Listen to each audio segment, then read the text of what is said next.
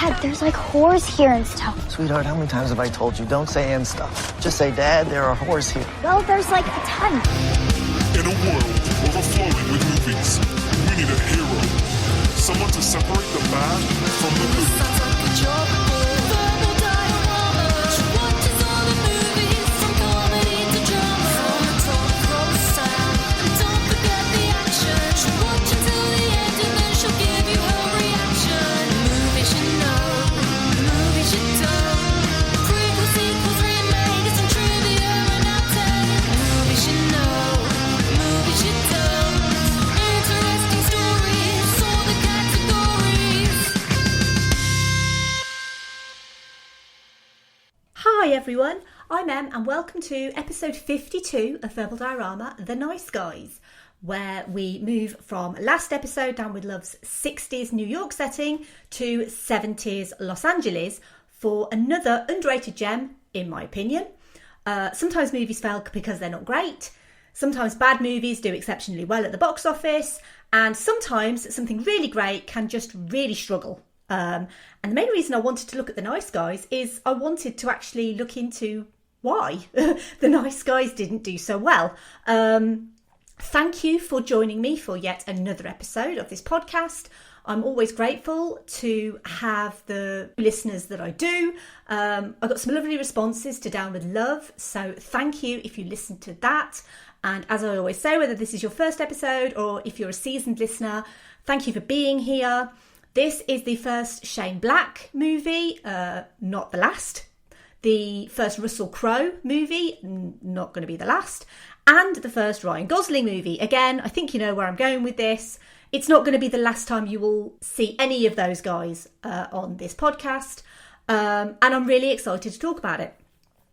If you do like this episode or any episode that I've put out, by the way, I would love it if you would take a moment to rate and review. It's something like Apple Podcasts or Podchaser.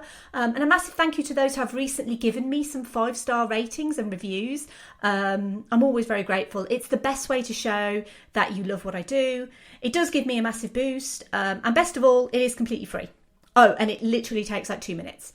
So the amount of time I've been waffling on, actually, at the start of this episode, you could have put a 5-star rating and review on Apple Podcasts for me, if you were so inclined. But onto our feature presentation. Unfortunately, I'm not going to be talking about that Misty Mountains movie, but I am going to be talking about The Nice Guys. So onto the world's worst detectives. Who is it? Messenger service. Mr. March, we're gonna play a game. I think you have the wrong house. It's called Shut Up Unless You're Me. I love that game. You're a private investigator? There's $20 in there, all right? Just take it. No, I told you. I'm not here for that. I'm a messenger. Give me a lift on it. No. Yeah, come on. No. When you're talking to your doctor, No. you tell him you have a spiral fracture. No. Deep breath.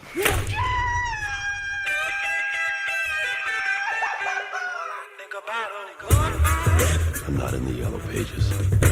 If you got trouble with someone, you might ask around for me, Jackson Healy. I work for the Department of Justice. My daughter, Amelia, is in danger. Please find her, protect her.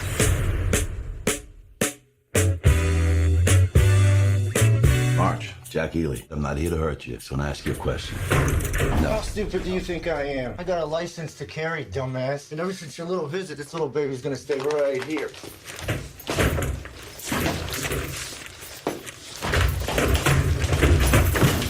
Don't move. There's a couple of people I trust say you're pretty good at this. I want you to find Amelia. You're the guy who beat up my dad. Sucker punched your dad.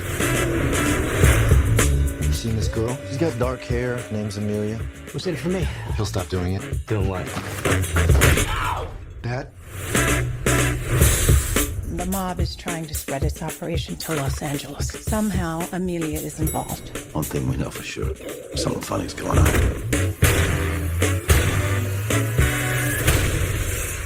Oh, this just keeps getting better and better.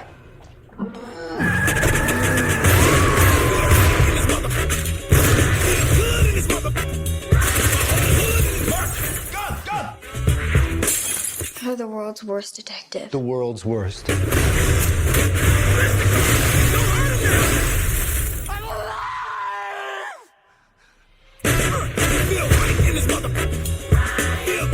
at the bright side. Nobody got hurt.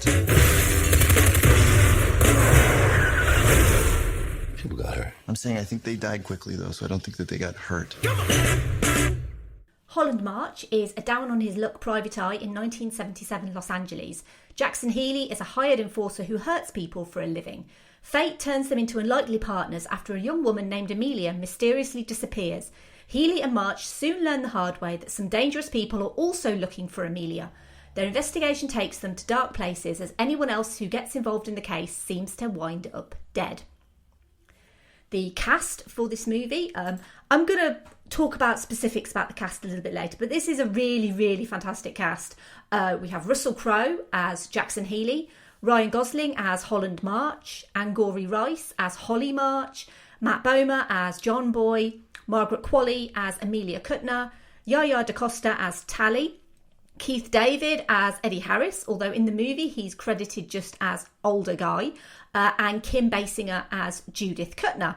Additionally, an uncredited Robert Downey Jr. stars as the dead body of Sid Shattuck, and in another nod to Iron Man 3, Ty Simpkins stars as the young boy Bobby who finds the dying Misty Mountains, and in a slight nod to Kiss Kiss Bang Bang, the actor who plays Chet is Jack Kilmer, the son of Val Kilmer, who obviously also starred in Kiss Kiss Bang Bang and previous Verbal Diorama episode Willow, along with Jack's mother, Joanne Whalley.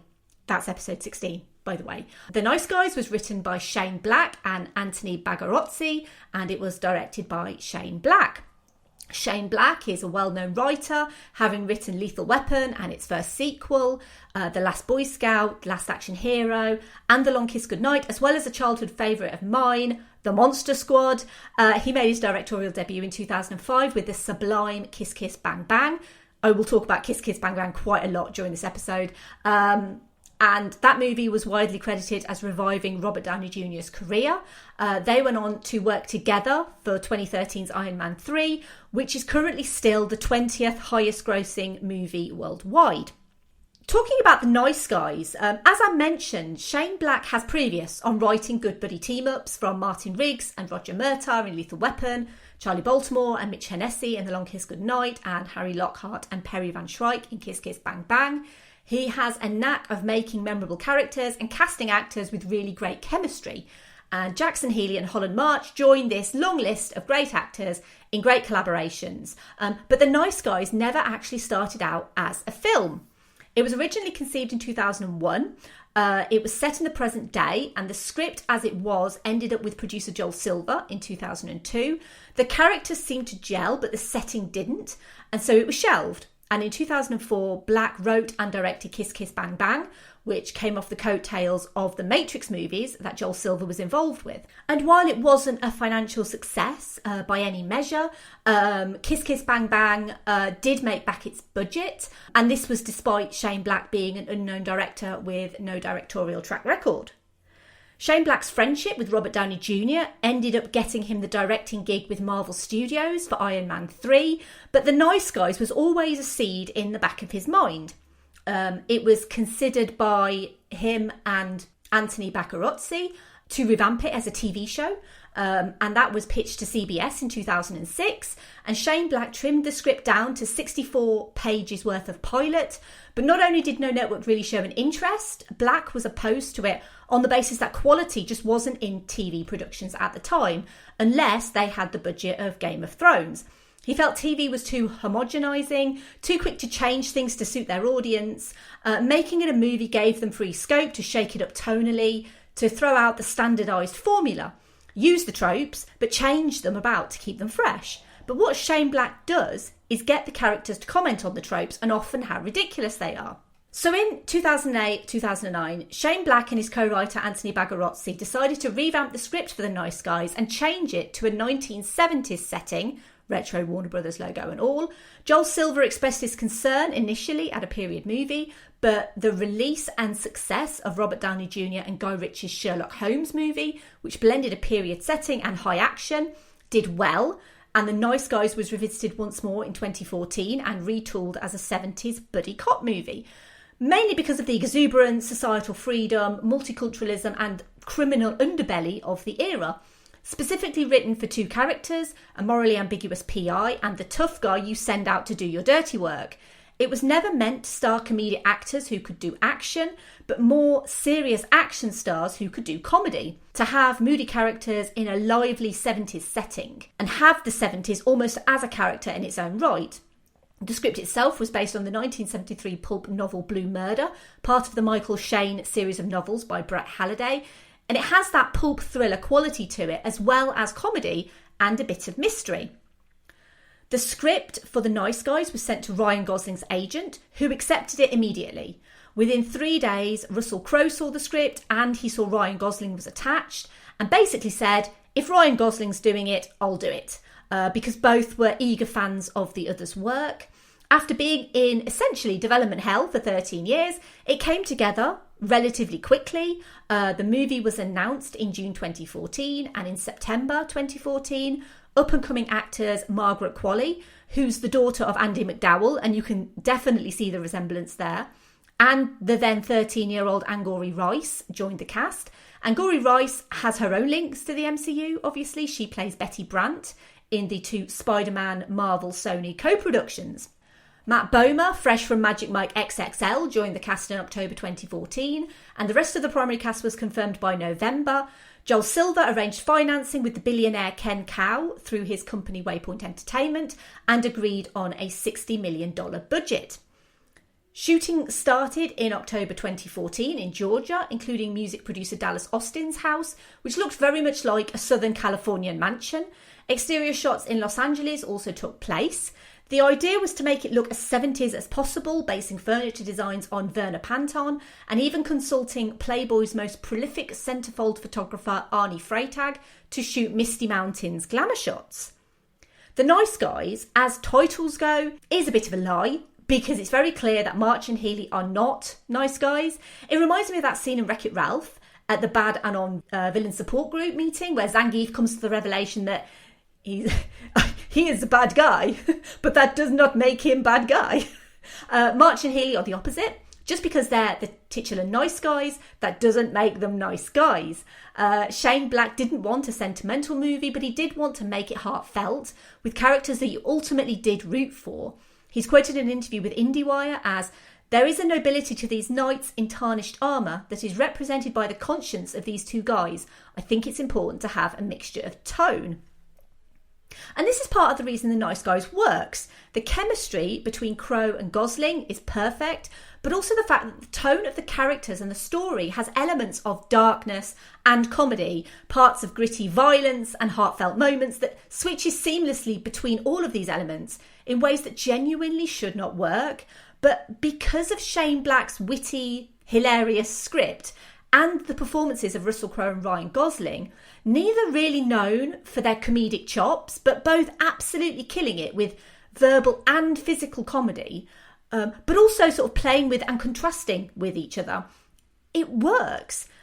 But if you explain the plot, an alcoholic widowed PI and a brute for hire come together to find a missing woman and a possibly alive porn actress, along with the private investigator's 13-year-old daughter, it sounds like it wouldn't be fun at all. I have to say, though, the toilet stall scene is worth the price of any Blu-ray, DVD or rental purchase alone, because that is one of the best bits of physical comedy that I've probably seen in a long time.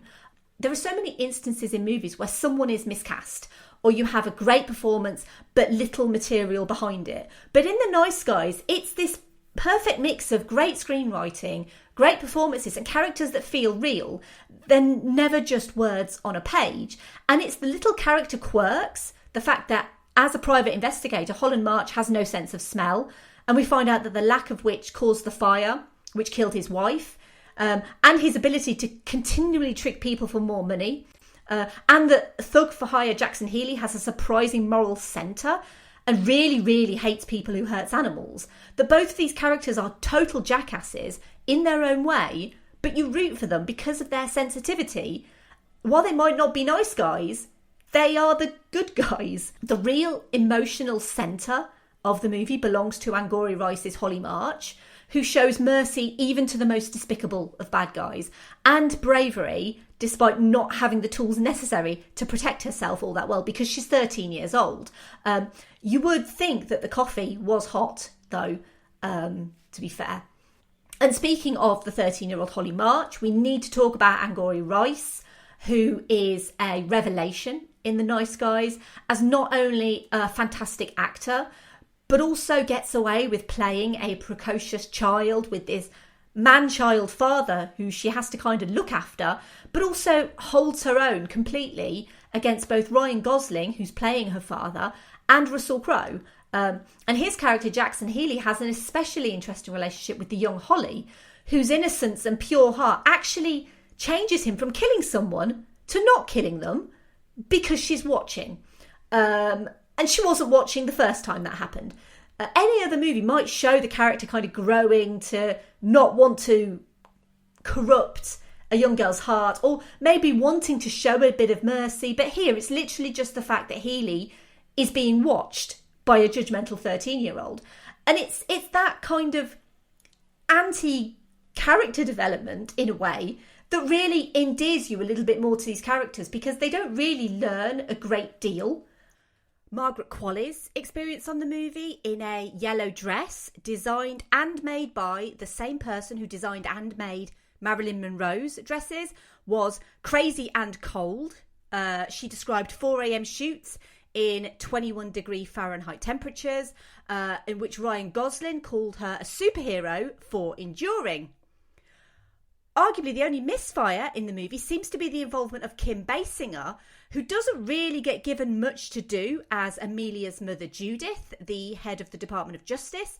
Of course, Kim Basinger and Russell Crowe worked together on LA Confidential back in 1997, and they still share a close friendship. Comparisons between Kiss Kiss Bang Bang and The Nice Guys are almost inevitable. Even Shane Black discussed the connection between the two in an interview with Collider, where he said, "I think it's inevitable, if you know the first film, that you will probably recognise this as being very similar in tone. The comedy caper in Kiss Kiss Bang Bang, obviously it had some drama in it, it had some romance in it. Hopefully we'll have the same sort of levels, but also the same sort of cracked feeling, that sort of offbeat feeling. That would be my goal, is that it's similar to Kiss Kiss Bang Bang in its tone, even if the characters are slightly different." Having seen Kiss Kiss Bang Bang and The Nice Guys, I lean more towards The Nice Guys, but Kiss Kiss Bang Bang has some outstanding bits that I really enjoy. I love the fact that Robert Downey Jr.'s Harry is an unreliable narrator who forgets parts of the stories that he's trying to tell. And I think the underlying mystery of Kiss Kiss Bang Bang is a bit more whole, I guess, and complete. Not to mention the fact that Kiss Kiss Bang Bang is a legitimate Christmas movie. It also has more of a happy ending compared to The Nice Guys' more cynical, lack of justice ending is probably the best way to put it, but with more teased. I'm curious to know, listeners, which you prefer, because there are no wrong answers. Let me know on social media. Do you prefer Kiss Kiss Bang Bang, or do you prefer The Nice Guys, or do you just like them both equally, like a normal person?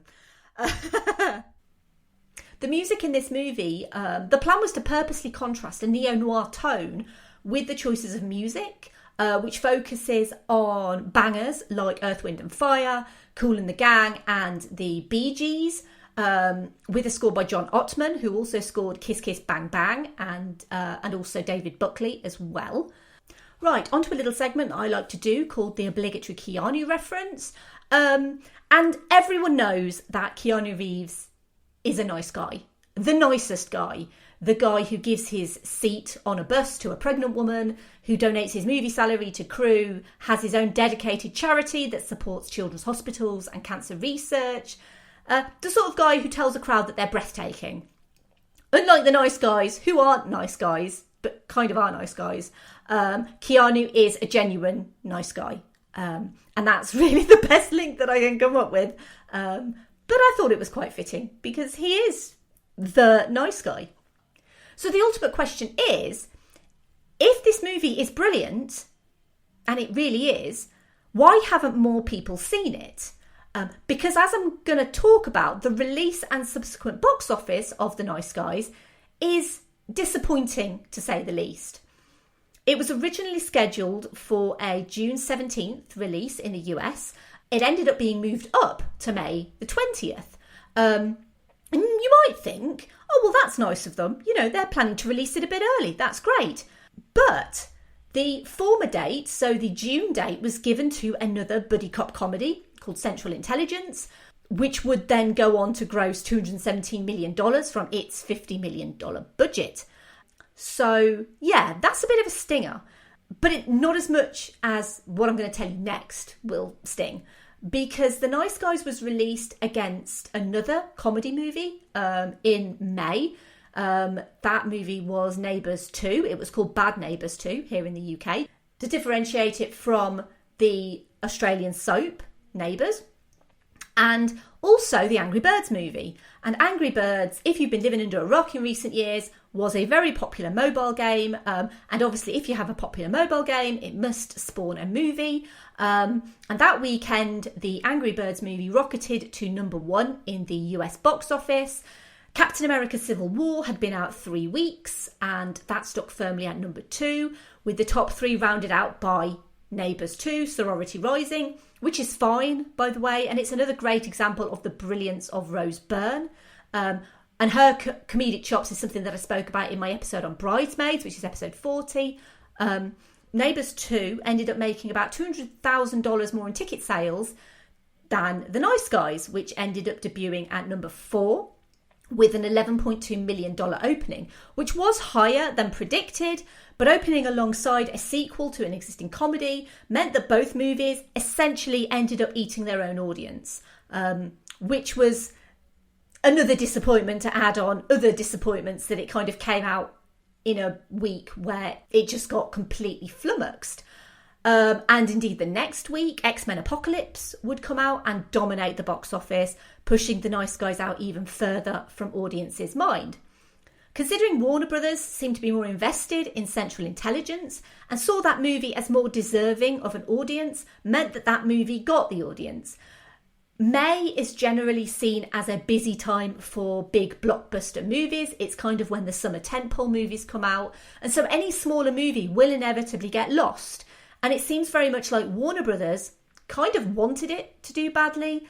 A release later on in the year, or even in June, as you saw from Central Intelligence, probably would have been a completely different prospect. The Nice Guys basically deserved better than it got. It probably didn't help it was R-rated either, which sometimes works, kind of see Deadpool, but mostly doesn't. And that's because cinema-going audiences are really, really weird.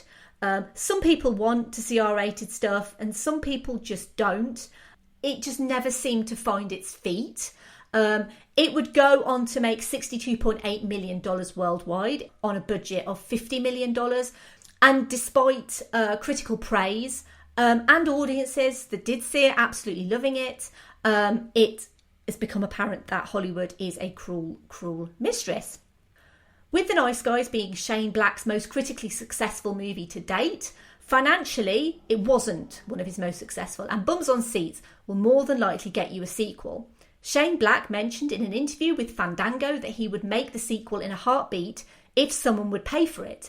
So the passion for a sequel remains there, but Hollywood, as a business, only wants to invest in moneymakers.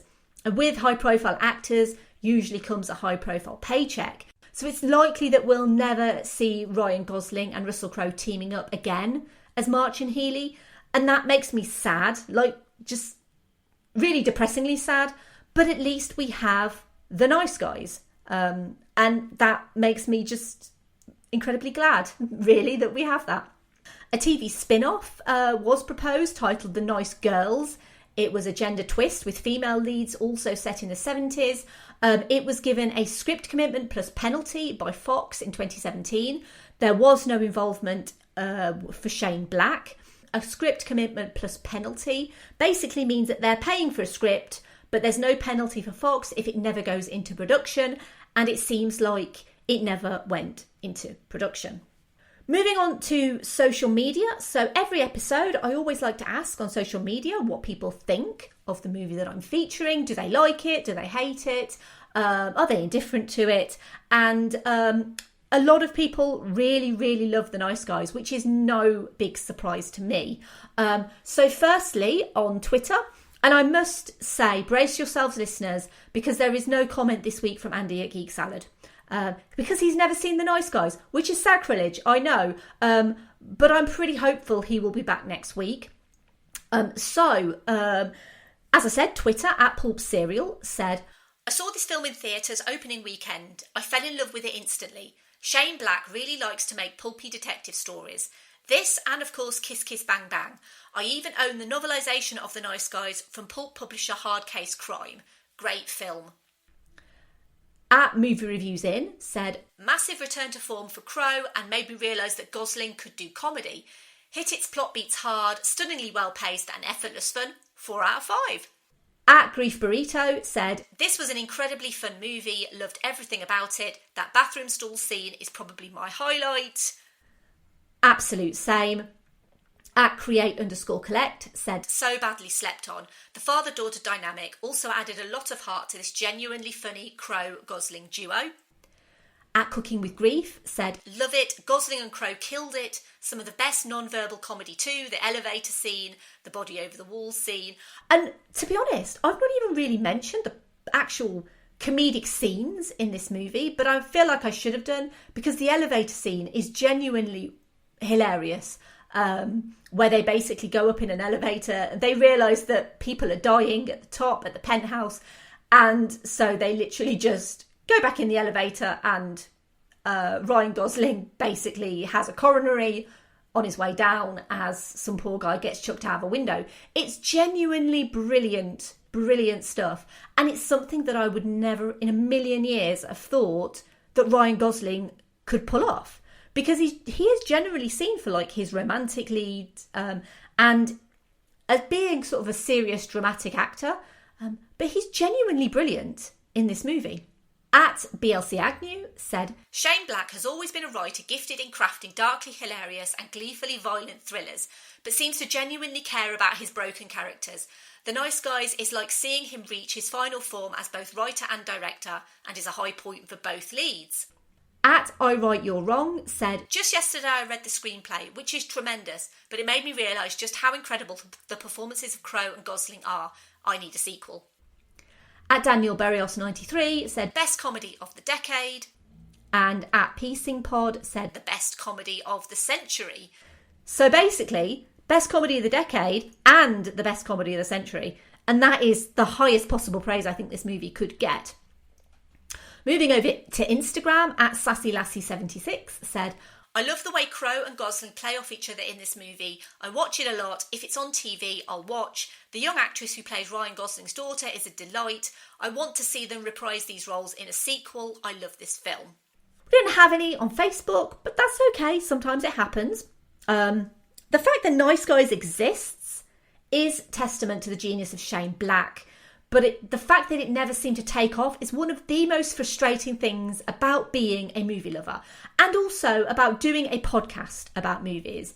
It's certainly not the first flop, and I use that term in inverted commas, that I've ever covered, and it certainly won't be the last, but oftentimes there's a reason for something not doing well. And The Nice Guys, that's nothing, absolutely nothing in it to suggest a failure. Post The Nice Guys, Shane Black went on to helm The Predator in 2018, which I've not seen, but is the 4th instalment in the Predator franchise.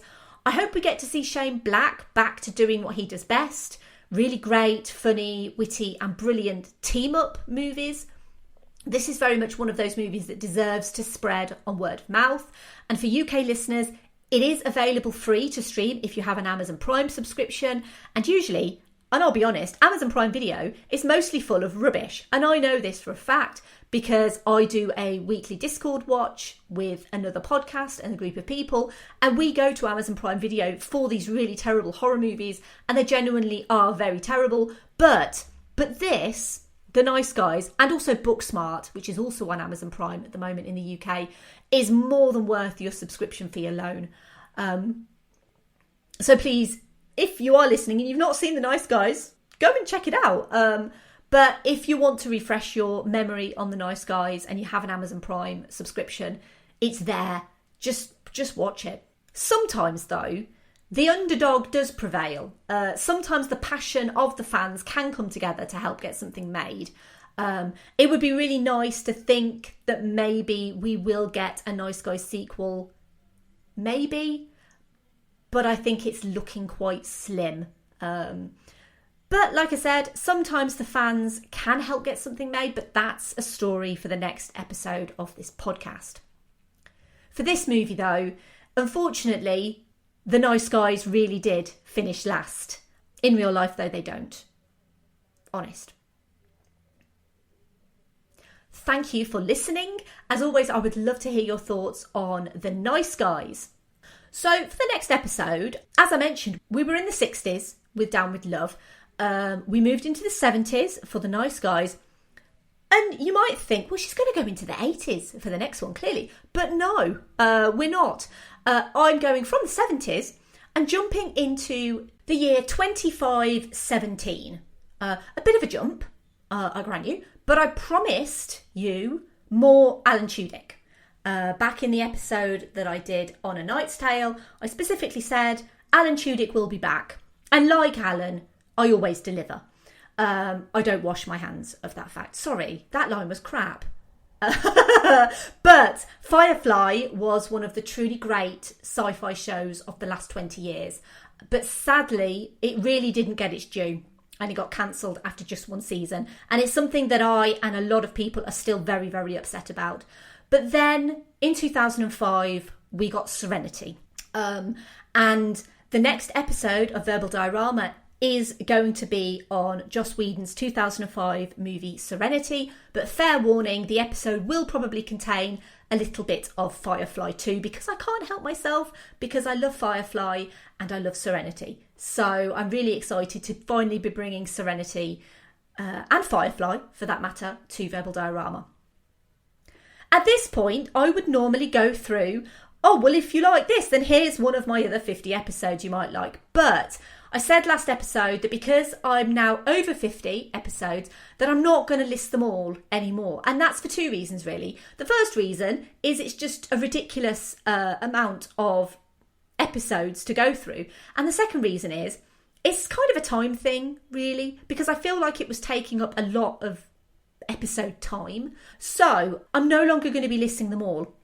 Instead, what I want to do is I want to try to recommend other similarly themed episodes that basically, if you like The Nice Guys, you might also like the episode that I did on X and Y. So here's my first attempt. If you like this episode on The Nice Guys, you might also like Who Framed Roger Rabbit, Sky Captain and the World of Tomorrow, Pleasantville, The Iron Giant, The Incredibles, or Down With Love. And the reason why I've selected those is because they're all period settings, they all have kind of fun comedic moments, and often, apart from a couple of exceptions, they didn't do that well at the box office as they should have. Just ignore Who Framed Roger Rabbit and The Incredibles in that. But I think that any of those would be kind of ideal partner episodes, I guess, to The Nice Guys. But hey, give me feedback on my episode recommendations. Do you think I got it right? Did I miss any? Would you have added something else? Let me know on social media. And obviously as well, if you want any of the other 50 episodes, you can find them in your podcast app to stream or download. If you do want to get in touch with me and let me know, oh no, you should have recommended this instead, then you can do so at Verbal Diorama on Twitter, Facebook, Instagram. I'm also on Letterboxd as well. If you wish to support the show, as I mentioned at the top of the show, you can leave me a rating and review completely free. If you did want to support the show financially, you are under no obligation to do so. But if you did, you can pop over to patreon.com/verbaldiorama and you can support the show from $2 a month. You get a variety of different perks. Just have a look at the tiers and see kind of what you get. A massive thank you to the patrons of Verbal Diorama for helping make this show possible. Simon E, Sade, Hardy L, Claudia, Simon B, Laurel, Derek, Jason, Kristin, Kat, Andy and Mike. You are a wonderful, wonderful people. You are the nice guys and girls in this scenario. If you do want to get in touch, not on social media, you prefer to email me, you can do so verbaldiorama@gmail.com. I always mention my website, but to be honest, I don't really keep it very up to date. But you can also visit my website, verbaldiorama.com. Or alternatively, you can pop over to filmstories.co.uk. You can check out the magazine which I write for and the articles on the website, a couple of which are written by me. Please show your support to independent publications who are struggling more than most in the current climate. You can support Film Stories just by visiting the site for free and clicking on a couple of links and a couple of ads if you want to. Or if you want to spend some money, you can buy some magazines or a subscription. Fine, I'm done. Put a fork in me. Don't really put a fork in me. Bye. Movies you know.